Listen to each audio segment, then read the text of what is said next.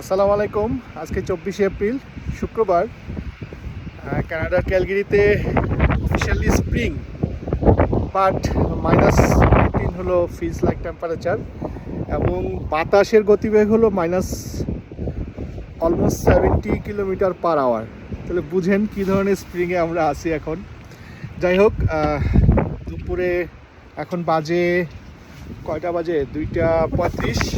আপনার জুম্মার নামাজ শেষ করলাম ইউনিভার্সিটি অফ ক্যালগেরিতে। বড় ছেলের পরীক্ষা আছে, ওকে সাথে নামাজ পড়ে ইউনিভার্সিটিতে রেখে আসলাম। আর ছোটটাকে নিয়ে এখন বাসায় যাব ইনশাল্লাহ। তো এই হলো কানাডা, এই হলো আলবার্টা, ক্যালগেরি। মানে স্প্রিংয়েও টেম্পারেচার হলো -18 ফিলস লাইক, আর নর্মাল টেম্পারেচার হলো অফিসিয়াল টেম্পারেচার -3। এখন দুপুর বাজে হলো 2:30।